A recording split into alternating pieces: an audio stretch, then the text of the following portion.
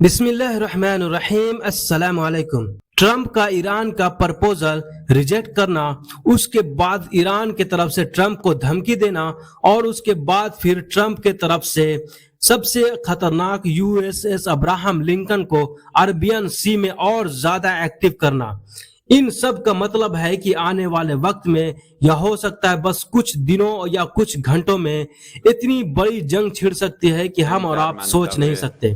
Trump ने Iran का जो प्रपोजल था उसको रिजेक्ट कर दिया। उसके बाद ईरान ने जो ट्रंप को धमकी दिया है, तुमने जो ये प्रपोजल रिजेक्ट किया है हमारा, तो तुम एक बात कान खोलकर सुन लो, तुम्हारे पास और दूसरा कोई भी ऑप्शन नहीं है।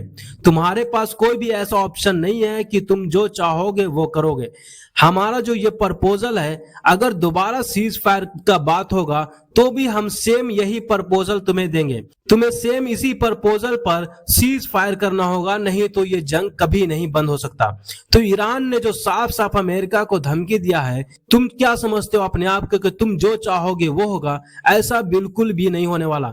अगर तुम सीज फायर करना चाहते हो तो तुम्हें फिर दोबारा से भी मैं यही प्रपोजल सेम यही दूंगा और तुम्हें इसी पर सीज फायर करना होगा। तो ट्रंप को जो ईरान के तरफ से खुली धमकी दिया गया कि तुम हमारा प्रपोजल जरूर ठुकरा सकते हो, लेकिन दोबारा भी तुम्हें सेम यही प्रपोजल पर सीज फायर करना होगा, हम बिल्कुल भी झुकने वाले नहीं हैं। तुम जो मर्जी चाहे वो कर लो, तुम अब्राहम लिंकन भेज दो, तुम जो चाहे वो कर लो, लेकिन हम बिल्कुल भी झुकने वाले नहीं हैं। तो ईरान के तरफ से अमेरिका को सीधे सीधे ये धमकी देने के बाद, उसके बाद फिर अमेरिका की तरफ से यूएसएस अब्राहम लिंकन को और ज्यादा अरबियन सी में एक्टिव करने की खबर आ गई। इसको और ज्यादा एक्टिव करना ट्रंप का ये स्ट्रैटेजिक प्लान है कि ईरान के ऊपर और ज्यादा प्रेशर बना जाए। इसी अब्राहम लिंकन के जरिए से अमेरिका इतने दिनों से ईरान का जो शिप्स है उसे ब्लॉक किया हुआ था, ईरान के ऊपर प्रेशर बना रहा था ताकि ईरान सीज फायर डील कर ले, ईरान घुटनों पर आ जाए, लेकिन ईरान अब तक टिका हुआ है। अब देखना यह है कि ट्रंप का जो ये हरकत है उसके बाद ईरान क्या करता है। लेकिन इतनी बड़ी जो डेवलपमेंट हो रही है मिडल ईस्ट के अंदर, उससे पूरी दुनिया पर असर पड़ सकती है। हो सकता है कि अब जो जंग शुरू हो वो और ज्यादा खतरनाक हो जाए, क्योंकि यूएसएस अब्राहम लिंकन जो ईरान का शिप्स को ब्लॉकेट कर रहा है, उसके ऊपर अगर ईरान हमला करता है तो हो सकता है कि वो अब्राहम लिंकन पर जाकर डायरेक्ट ईरान का मिसाइल हिट कर जाए। अगर हिट करता है तो हो सकता है कि अब्राहम लिंकन भी डूब जाए।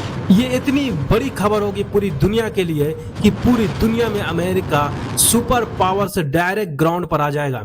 अमेरिका के पास फिर इसके अलावा और कोई ऑप्शन नहीं बचेगा कि अमेरिका झुक कर ईरान से फिर सीज फायर डील करना पड़ेगा, और वो भी ईरान के शर्तों के ऊपर। तो दोस्तों, अमेरिका पूरी तरह से फंस चुका है इजराइल के चक्कर में। अब देखना यह है कि अमेरिका आगे क्या करता है। लेकिन जो डेवलपमेंट अभी हुई है, ईरान की तरफ से जो अमेरिका को धमकी दिया गया और फिर उसके बाद अमेरिका की तरफ से अब्राहम लिंकन को और ज्यादा एक्टिव किया गया, उसके बाद जो माहौल बन रहा है उसे देखकर ऐसा लगता है जैसे कि कभी भी जंग शुरू हो सकता है। अगर जंग शुरू हुआ तो अमेरिका का और ज्यादा बुरा हाल हो सकता है, क्योंकि ईरान पूरी तरह से तैयार है, लेकिन अमेरिका पहले ही कमजोर पड़ चुका है, क्योंकि उसके सारे बेसेस मिडल ईस्ट के अंदर खत्म हो चुका है जहां से वो हमला किया करता था। तो दोस्तों, आने वाले वक्त में हम और आप देखेंगे कि क्या होता है, लेकिन तब तक के लिए रखें अपना ख्याल। मिलते हैं फिर नेक्स्ट वीडियो में। चैनल को सब्सक्राइब करना बिल्कुल ना भूलें। बहुत बहुत शुक्रिया।